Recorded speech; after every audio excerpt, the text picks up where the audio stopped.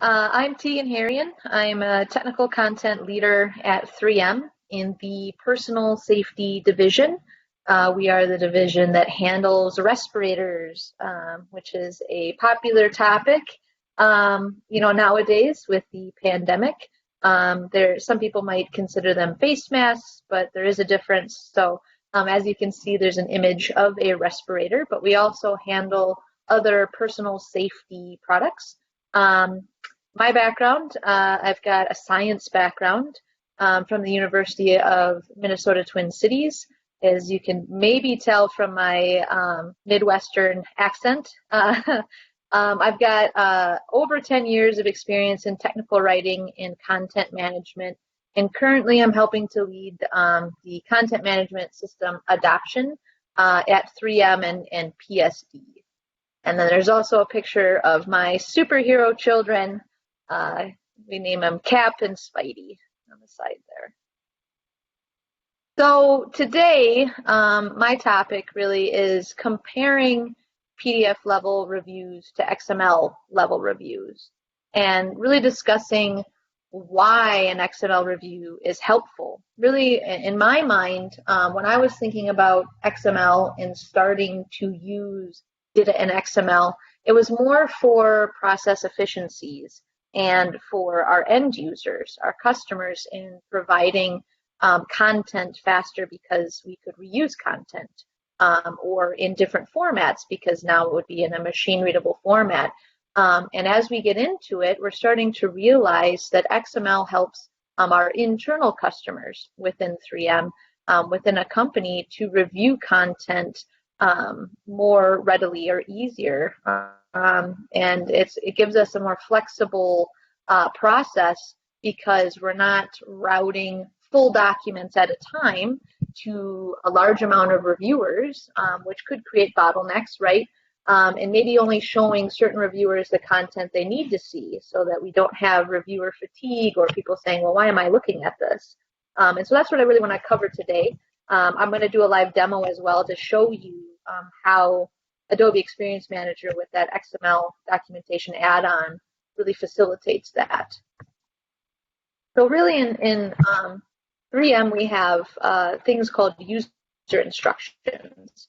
They're a document that's sent out in order to show a user how to use a product. We provide them in a variety of languages, and they come in a variety of sizes because of the packaging restrictions that we have.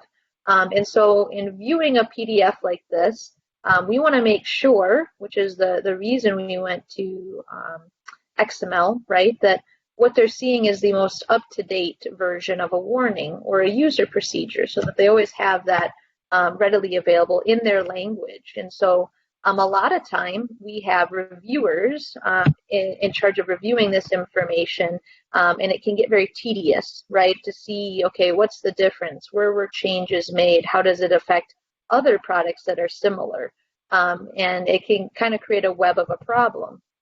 And so it's more than just user instructions. This can apply to a lot of our other technical content types, and specifically in PSD within 3M, we're really looking at technical bulletins, a lot of the frequently asked questions, reference guides, how-to posters, which during the pandemic we had to create a lot more of. And so we really saw the value here in switching over to structured authoring, but then also for our reviewers. That was very quick, but I'm going to switch over to the meat of my presentation, which is the live demo. I'm going to reshare my screen here to that.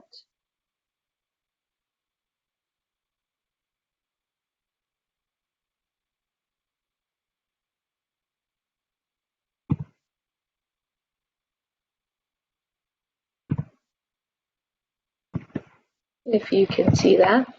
Looks great.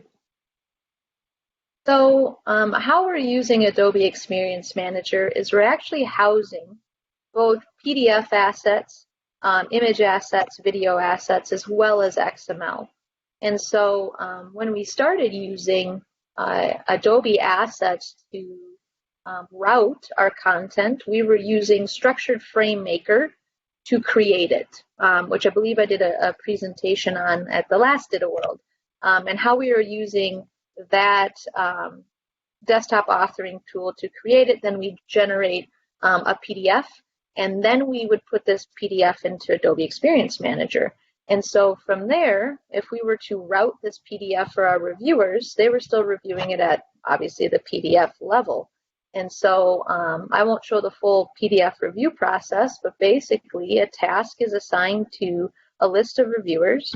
They would download that task, and it takes a second. And what they would do is open up that document and use whatever PDF viewer they would have at the time to make comments. This can pose a variety of issues. One, for our internal customers, those reviewers, because maybe they're not aware of the changes that were made. Maybe it's something that I didn't highlight where changes were made. I'm going through a process of XML, right, to create this document in an efficient way for myself as a content manager, and maybe I don't have highlighted the changes. That's not a great reviewer experience.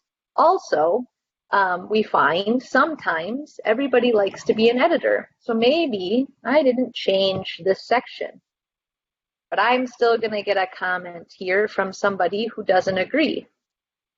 They can't see that I'm trying to maybe have reuse within this section to say, well, no, this actually aligns to content that's found in other technical bulletins or other user instructions. If they want to change it here, I have to change it everywhere. And there might be a ripple effect where then I have to translate and all of that. And so having a way to visually show our reviewers where I want them to look further helps us to drive our initiatives from a content perspective. So here, as you can see, it pretty much gives them an open document. It's whatever they want to put in, they can put in using any of the commenting features of whatever PDF viewer or editor that they have. And so this poses a problem for us within our content because it opens us up to maybe feedback that we don't want. And some people do like to take a red pen, whether that review feedback is good. It's hard to really know which ones we should make, even as a content manager, or which ones are nice to have. Because now we have to go back into a separate system as well and maybe do a split screen to compare the XML content to what the actual comments are in a PDF. And it adds a little bit of more time on a back and forth. And so internally, this posed a problem, but we realized we did have the solution in Adobe Experience Manager. If I go back, if we have our XML content, so if I open up my folder, I've got a book map, or I did a map here, with my topics and my media used, or images, right? I have my individual topics organized into this book map, and I can create a review task. So from here, instead of, for those who do use Adobe Experience Manager, instead of generating the task from report or from projects within that area, I am in assets, and I can easily go and click create review task. From here, Adobe's made a lot of nice changes to the XML review workflow, one that we definitely appreciate over at 3M. And so I can title this anything that I want. I can say test, DITAWORLD, demo. I can choose the project that I want to identify my reviewers from. I'll assign it to my two rockstar reviewers, Miranda and Shane. I can say this is an awesome demo. Please ignore this. I could type this review. Can then set a due date, which you can set a due date in routing PDFs, but again, you could set due dates here. And then it gives me this option down here. Say you have new content. Maybe it's a completely new document. You can allow your reviewers that you've selected to review any topic. Maybe you don't want to limit them, and that's as easy as checking this box. But if you have established content where either you are reusing topics or chunks, right, of information, then you don't want to check this because you only want them to look at potentially where you changed information. So I would click Next. Now here is a view of that data map. Here are all the topics that are underneath that data map that I can then choose which ones I want my reviewers to review. So I'm going to deselect. I know I didn't change anything in the connectors for rope grabs. Maybe I changed a sentence in vertical lifeline selection and compatibility, and maybe in the conclusion, maybe one more. I can change the version to from here that I want them to review based on maybe my reuse of content or where my content status is. And then I would hit Next. So you can see now it's a filtered view of the topics that I would like them to review from this data map, and you can see their names here. Well, say Miranda is in marketing, and his section is very technical, and I don't want to waste her time in having to review it because maybe she says, well, I don't have any input here, it's not my area. By leaving her on, I might be inviting feedback, right? Say maybe she feels obligated to make a comment, or maybe it takes her longer to sift through. We don't want that. So what I can do from here is actually delete her from that topic. She doesn't need to review it, but it leaves Shane on. Maybe the same as with the conclusion. Maybe I only want Miranda as my marketer to review this conclusion. Shane's my technical expert and doesn't need to see it because it is maybe a link to a website, a link to an additional video, so I can remove him from here. I also might have a topic such as this rope grabs topic that has both technical and marketing information, and then I need both of their opinions.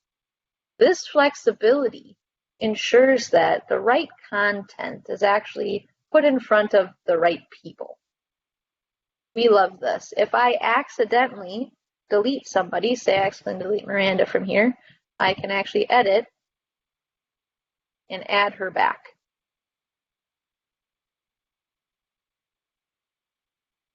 I'm then going to create the review.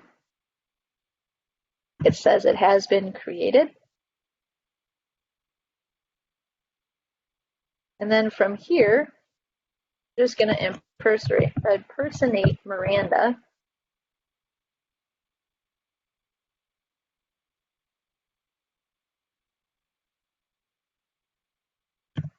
So that you can see the task assigned. So from here, Miranda, as the reviewer, could then click on Payload.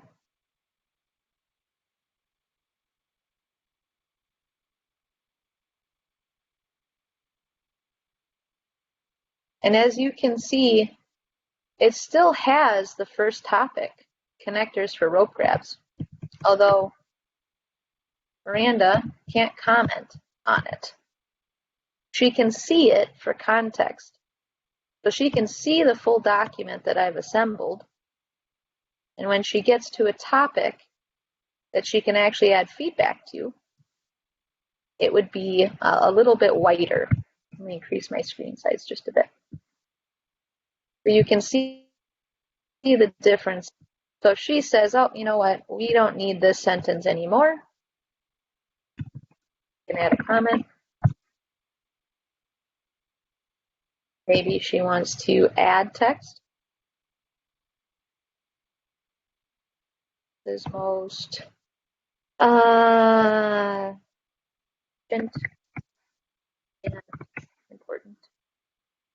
So our internal customer user experience is great. Now we don't have to send a full document if we only want to route one section, one topic. We can highlight for them where we want them to look, as well as providing the additional information in case they need it in order to provide feedback. At the same time, this is a parallel review. So Shane could be in here at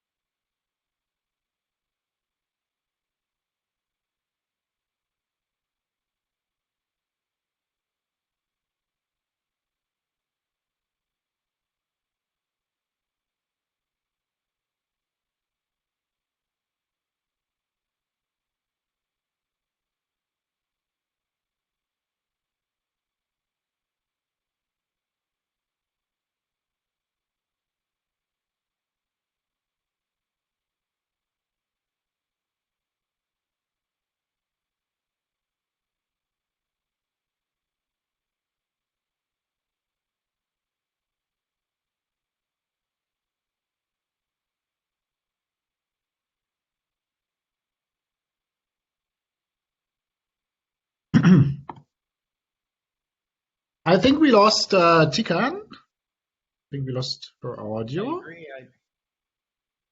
Yeah, all the comments are coming in for that as well. Okay, folks, you can calm down. It's somehow frozen. Looks like we lost Teeghan.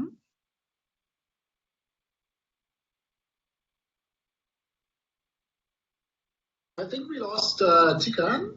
I think we lost her audio. can you hear me now? Yeah, you're back. Your audio is back. Sorry.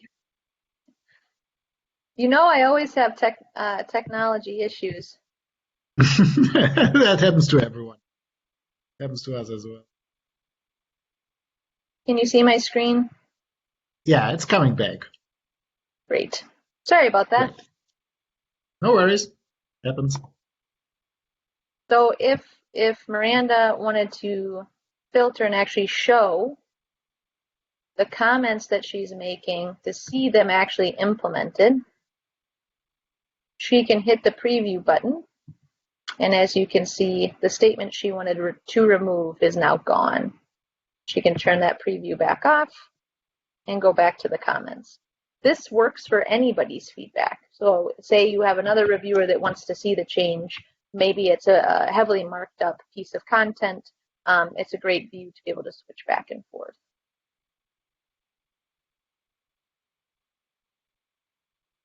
And so if she's had her comments done, all she needs to do is hit close.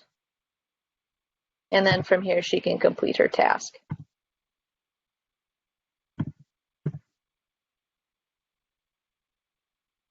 And so I'll go back out to revert to self.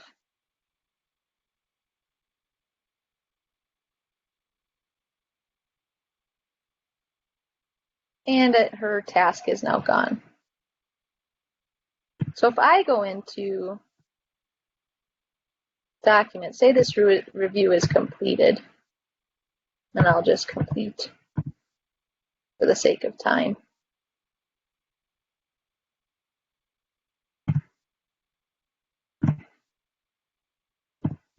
And I can go in as the initiator of this project and see all the comments, as you can see from here. I can scroll to see Miranda's comment. I, as an initiator, see all of the topics that were routed. So all three show up for me. I can close and then complete to say, please close this review.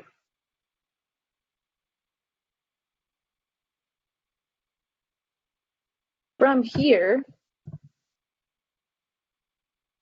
I can go back where that topic lives, or where that data map lives, rather.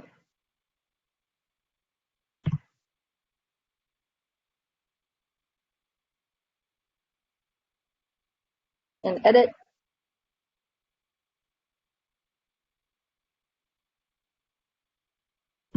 Go to the author view, and instead of having to do a split screen between a PDF and maybe my structured frame maker, I can show the review, and it gives you an option where you can view the topic with comments side by side. or you can actually show a preview with them added.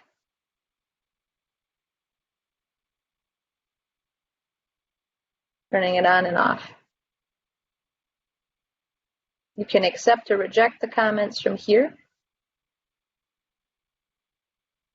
And I can also import these comments. So if I wanted to say, you know what, I don't want to split my screen, I can actually import them, turn the split screen off, and it shows me what I need to do with the markup. This saves a lot of time, but it also lets other authors maybe who are going to come in and make changes, whether or not I accept or reject the feedback that's here.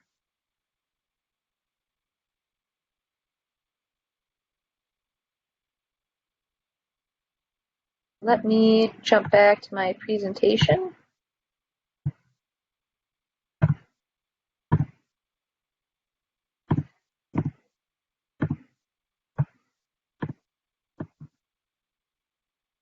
And I want to discuss the lessons learned. So sending PDFs in Adobe Experience Manager, in my opinion, isn't as user-friendly as sending XML reviews. One, the user experience with XML reviews is great. There's a lot of options. I don't have to download a PDF and open it up. I can actually annotate in the web browser just by clicking payload. So from a user experience for a reviewer, that's great. I also can see the pinpointed sections or even changes that I want to see versus seeing a full document for review. Therefore, not inviting more feedback if I'm the author, right, than what I anticipate. But this also helps to drive reuse. If I can pinpoint the sections that are open for feedback, right, I can continue to reuse the other ones that have been previously reviewed. At the same time, we're not trying to be sneaky by any means, so we've explained, right, to reviewers that they've seen this content before. We've explained the concept of reuse, that yes, now we are going to reuse the same warning over and over and over again until there's a need to change it, versus, you know, wordsmithing and making small changes with either punctuation or additional words, changing words. And this is where I think it's really going to help us in implementing XML to drive reuse, is allowing our reviewers to do some of the legwork for us, and one, educating them, but two, giving them a tool that visually facilitates that. And so really, at the same time, I think the XML review is even greater if I have a list of reviewers as well that I have to send a 6-page, 10-page, 20-page document to. I'm not making a lot of friends if I have a list of 6 people who might have to review 10 of those, right? Whereas if I can designate what topics in which reviewer needs to be assigned to what topic, right? I'm getting invited to parties once the pandemic's done because I'm saving them time.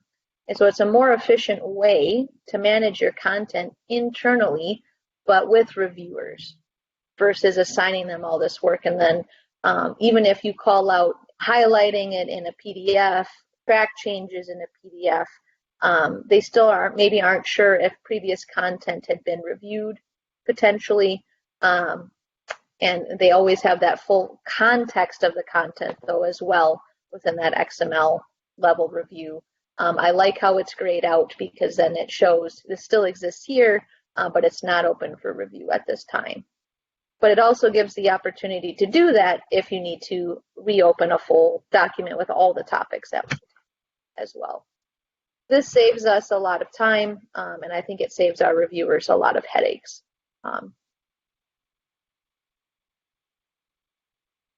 Questions on that?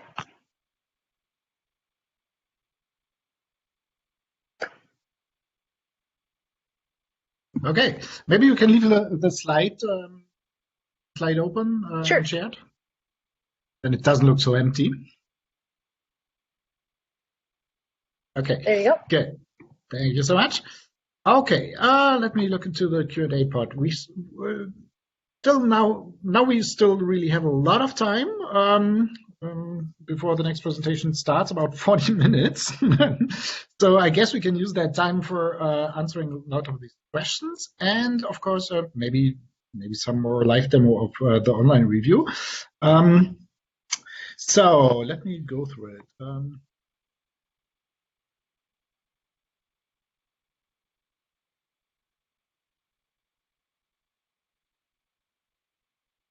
So Teeghan, how long have you been using the XML review primarily over the PDF review? We have it in our stage environment. We're just about to start rolling it out, but we've definitely been testing heavily. We did it during our proof of concept versus the PDF level review, and it was definitely something during that POC that was highly valued. Mm-hmm. And so I think, once we get a few things figured out in stage, then we should be able to start using it here shortly. And that's the real value too. I think having both the PDF level and XML level review is powerful. That way, if something you can't change into XML, maybe it's a PowerPoint presentation, right, that you want to review, you can still use the same tool to route that for approval. Excellent. Okay, good. So we have a lot of questions. How do you want to do it, Matt? One by one, from the oldest one to the newest one? Why don't you start with that first one, and then I'll catch you and pick up the next one. Okay, good. Then I start with Michelle. Does 3M have any requirements for saving review comments for future reference? If you do, how do you save the review feedback? So it's a question about the version history that is built into XML documentation. Maybe a track changes question. Yeah. But the track changes are saved with the versions, so you can roll back to them. Right. Yep. So it retains that reviewer history from a version perspective. So I can switch back over to the editor view. That works.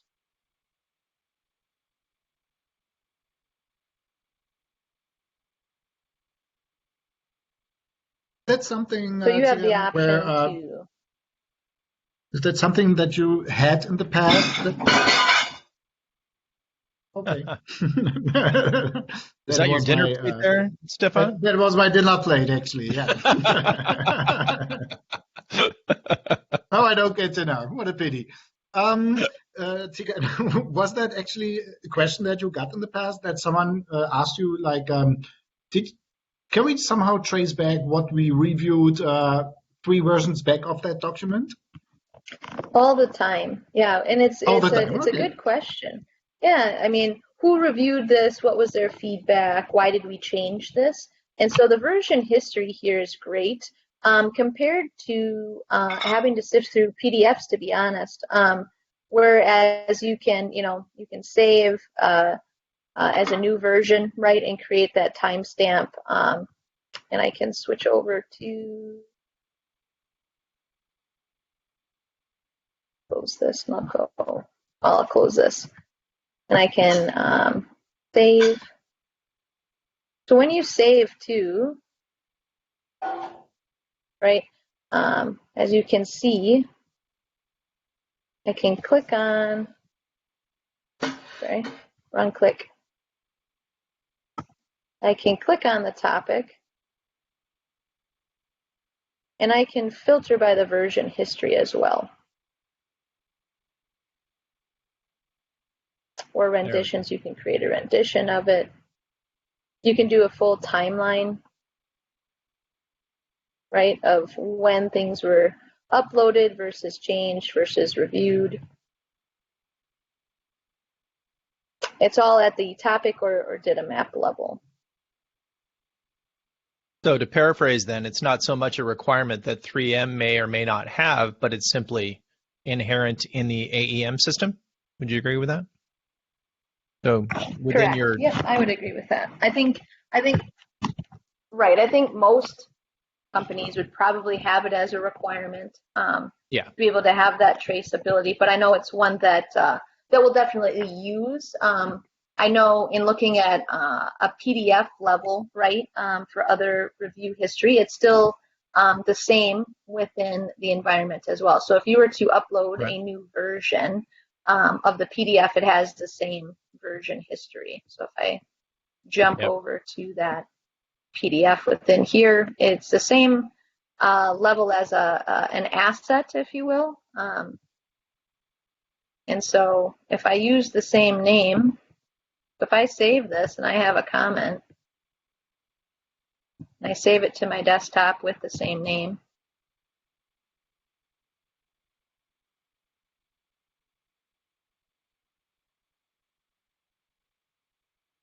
and I drag and drop it into the screen, it asks me if I want to create a version. So in that same as the XML, you still have the same version history or timeline that you can see that I just uploaded a version. Same timeline renditions overview. Quite brave of you to go off script with your demo. But you guys always put me out. No, mine always end early though. I know. That's okay. That's gives us places to explore and find interesting questions. On Definitely. that, and as a related topic here with the XML review, what level does a reviewer have to have AEM access? Do they have to have their own account? What sort of licensing issues, I believe they're asking, are you going to run into when you want to have, say, 10 people added to your XML review that may not be part of your normal AEM personnel? Can you speak to that? So right now, I believe I'm not sure on the licensing, but I believe we're using it across the company. So anybody who needs to request access, and then we can add them to the review.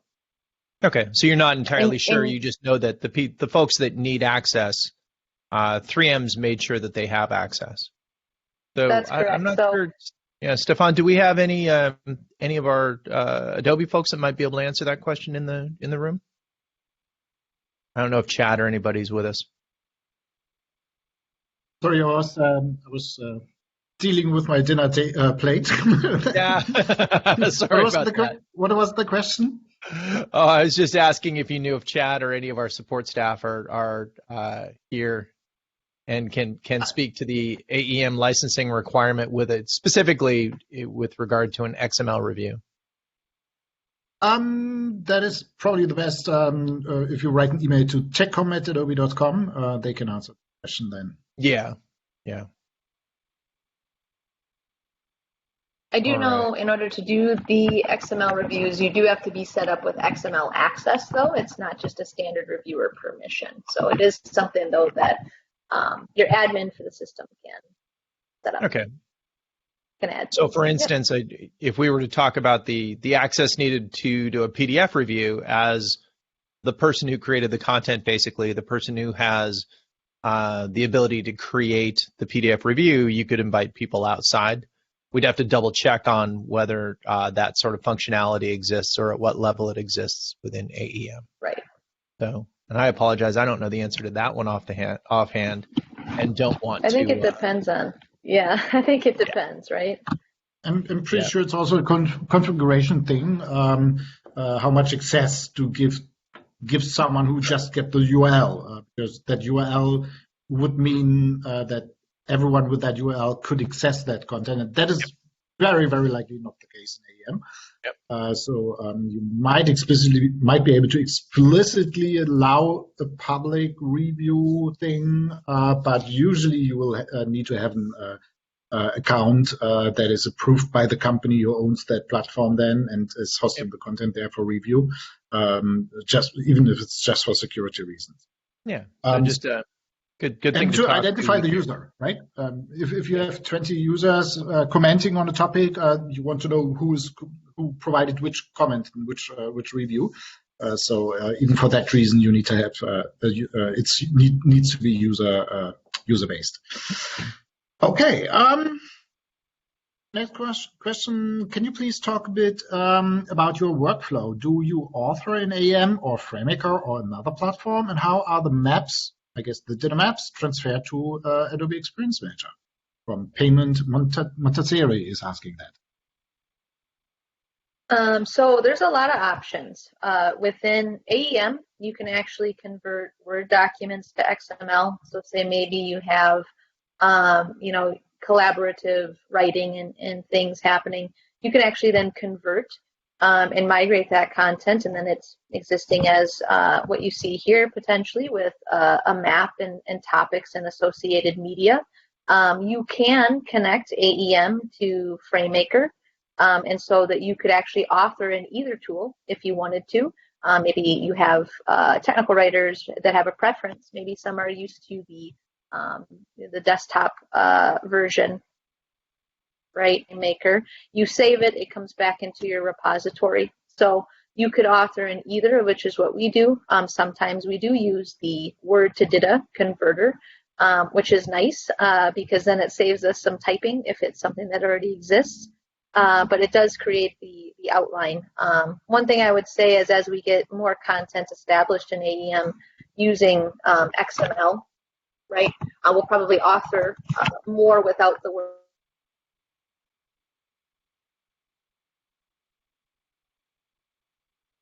Sounds good. I couldn't tell if your audio had dropped right there. You're still there, right, Teeghan? In topics and in chunks of information.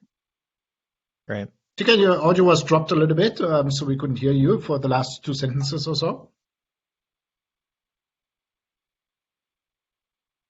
Sure. Sorry. I was just saying that's where you could then we're planning on not necessarily using the Word to DITA all the time. Basically, we're going to use structured FrameMaker or with the XML add-on, depending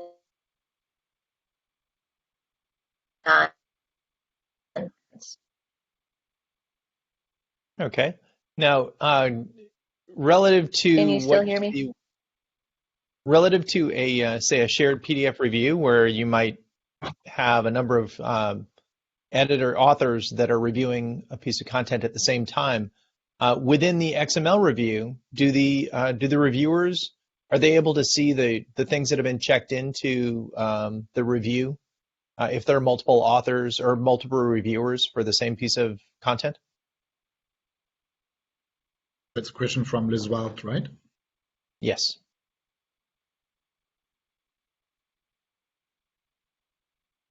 Sorry, Teeghan, did you hear that? Can you say the question one more time? Sorry, you went up. Yeah, I understand. We have an internet connectivity issues. So for your when doing an XML review, can you repeat the question? Yes.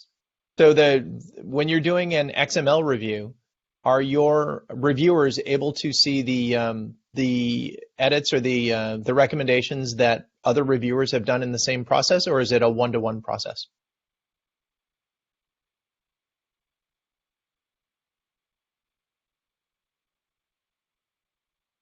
Sorry, Stefan, I think we're having audio. It's both. You can have multiple in parallel, I think is what you're asking. Yes. Or we can do it that. Okay. Yeah, I think Teeghan, you were mentioning you might have an internet connection problem right now.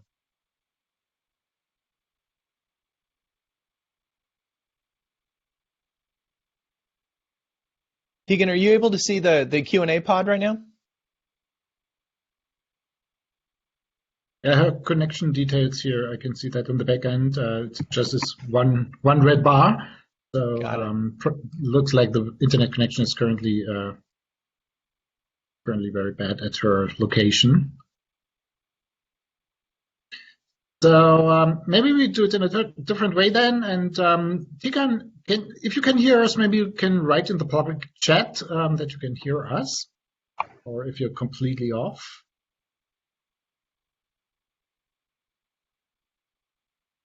We'll do some transcription work. So otherwise, we just go a little bit into the chat there. Teeghan, I hope you can hear me. There is a Q&A pod on the right side of the interface, and there are a couple of questions, quite a lot of questions actually. There are many questions for her. There are many questions. That makes it a little bit a pity. Chat, maybe Matt, maybe you can chat a little bit and talk a little bit, and I will try to get Teeghan on the phone and try if we can get it running that way. Absolutely. I'll take a look at some of those questions as well, just so we can kind of get into those. So let's see. You guys have been busy in the Q&A pod, I tell you. There we go. I hear audio.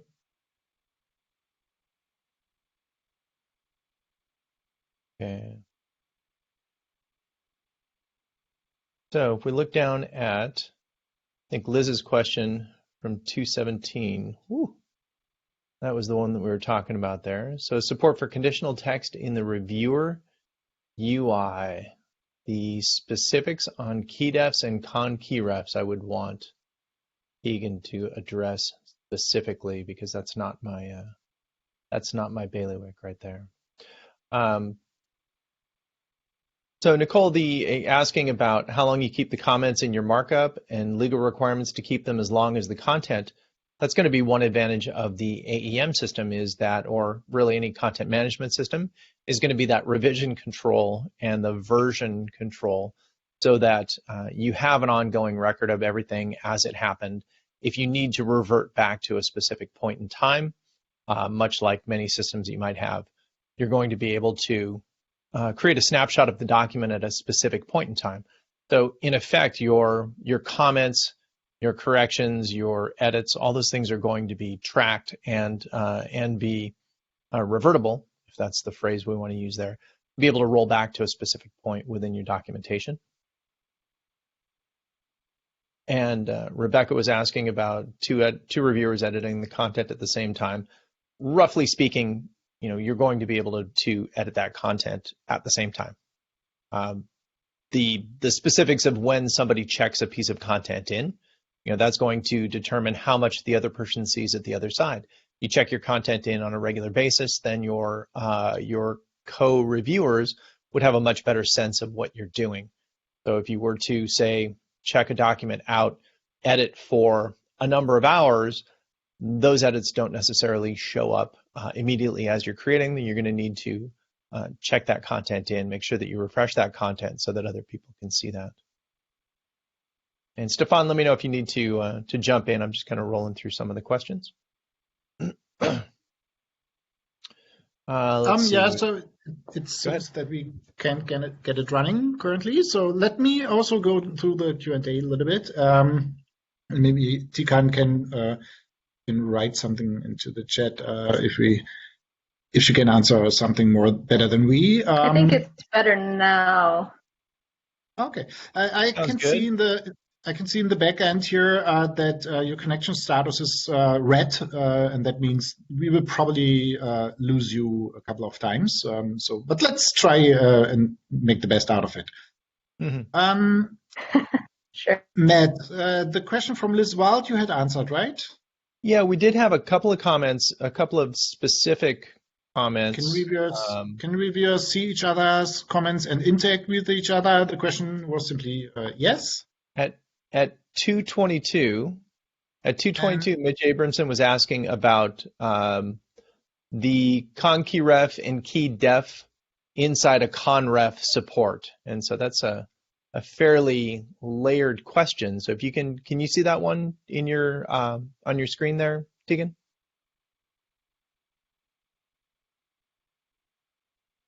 Does the system support con key refs inside a con ref? The Open Toolkit does not. So I'm thinking that's probably a little bit beyond the technical prowess we'd want you to have in a demo like this. So Mitch Abramson. Yeah, I'm not sure how to answer that. Yeah, Mitch, maybe the best is if you contact us on techcom@adobe.com, and there we can answer your question and get to solution consultant or one of the product manager or so, and they know these a deep workaround details then.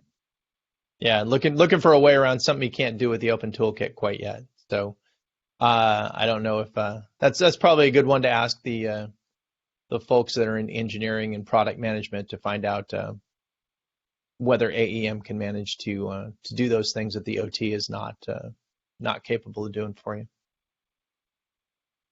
All right. And there was a question from Nicole. Matt, did you already took care of that one? We did kind of talk about that. We talked about revisions, not that one in particular, but the fact that basically all the changes are made and it gives you the option to revert back. It's kind of the same thing. And then Peter's question is still different changes on the same content.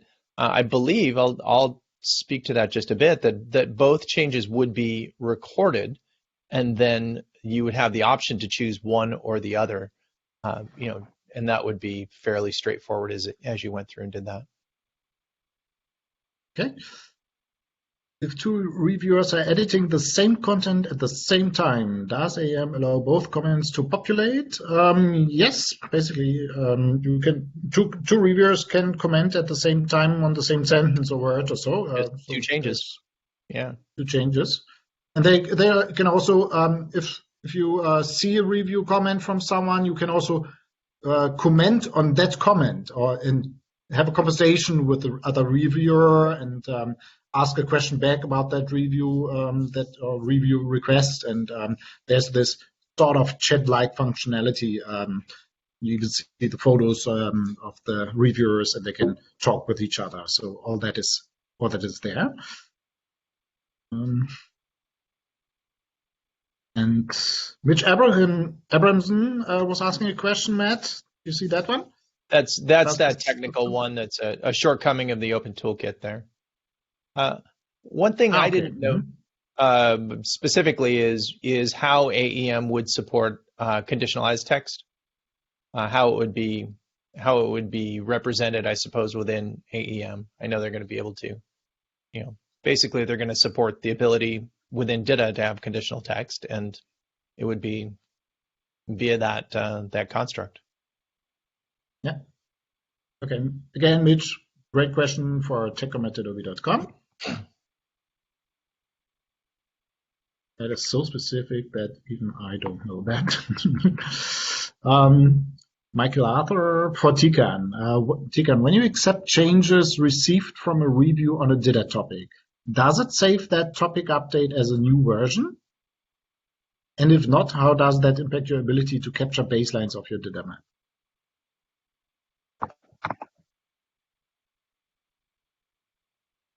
Yeah, I don't know if these are specifically questions. I haven't used it in that way. We only save it after.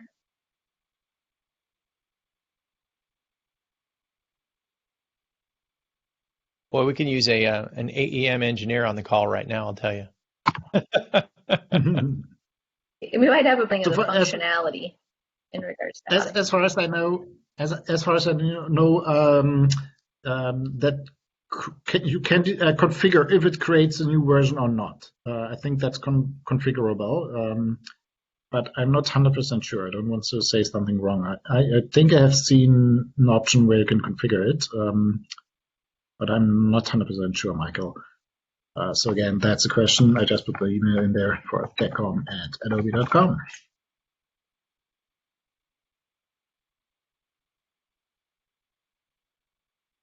What is the next question, Matt? Well, Stefan, Michael had a question at the top of the list, so basically just a few minutes ago still, I suppose, as far as creating the PDF. So he's asking, if you're going to create a PDF for review, then how's it going to track those?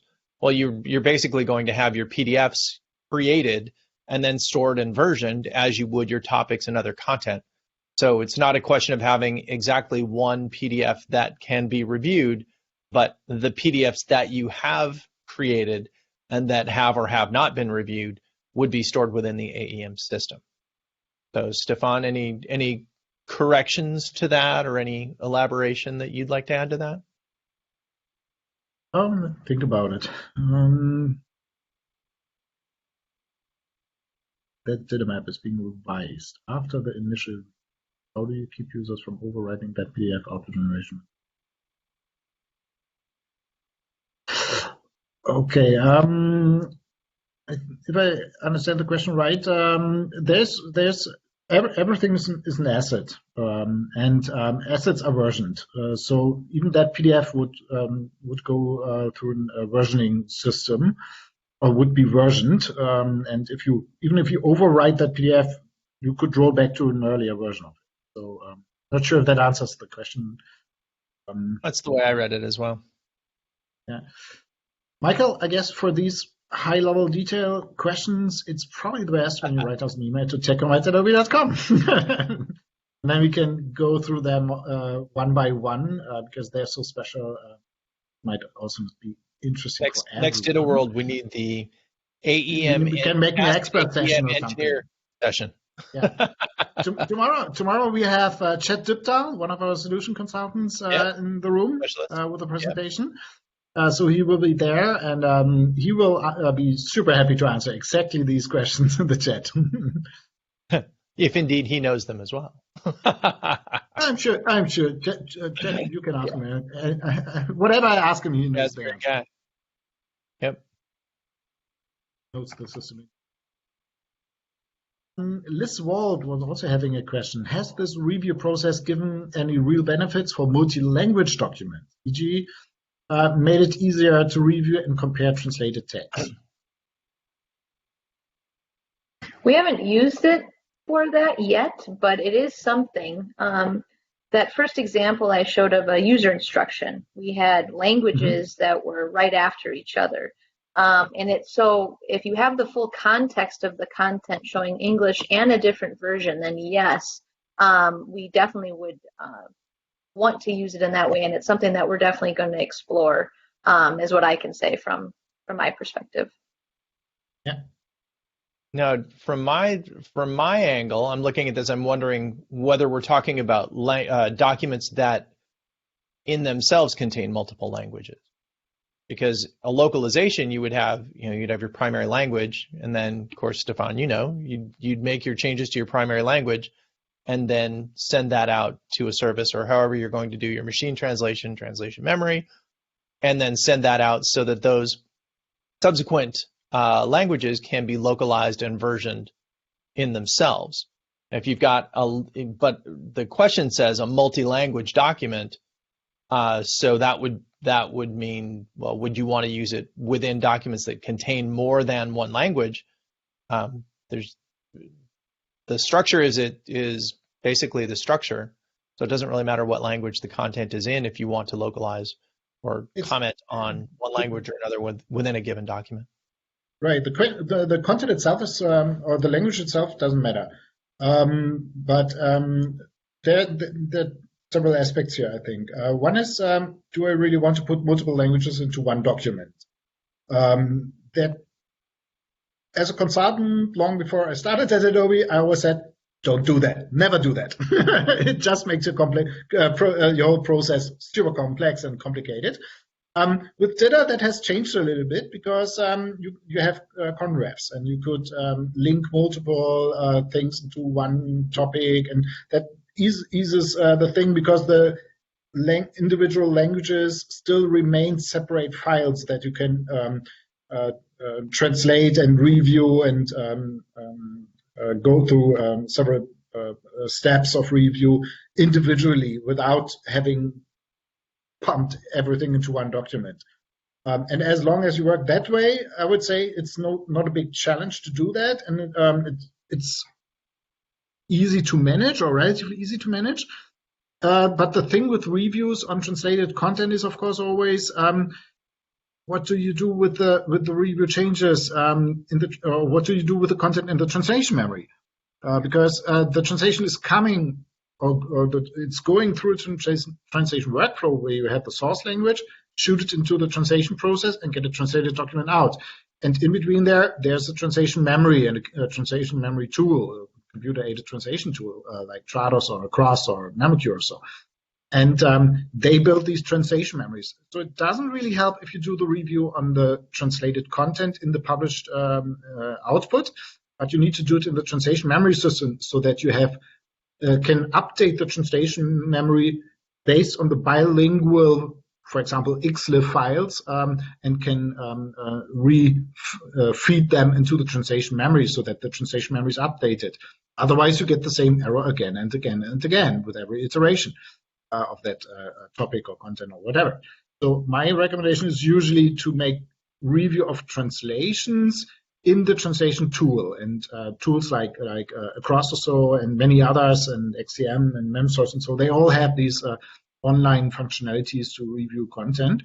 And my recommendation is always to do it there, because then you have it immediately in the translation memory, and in the next iteration you will also already automatically have these changes implemented there. It's a complex topic. I'm happy to discuss that maybe in a separate session or so. I've worked in the translation industry for a long time as a consultant, so happy to discuss that always. Other comments from one reviewer visible to other reviewers? We basically had that question already, right? Yeah, I think we've gotten through the questions. If anybody's got a question, you might want to repost it, because it may have just been in between two questions in terms of the content, and we may feel like we already got to it. So if there's something, a specific question that you'd like an answer to, please do pop in and add that question again. I was going to look at the chat real quick to see if there's anything in there as well. We have about 5 minutes left before we start with the next presenter. So let me stop the recording at this point. Teeghan, I'm not sure if you can still hear us. I hope so. Thanks Yep. a lot for. Okay, great. Thanks a lot for giving us the demonstration today of the system and the live review. And thanks a lot for your presentation.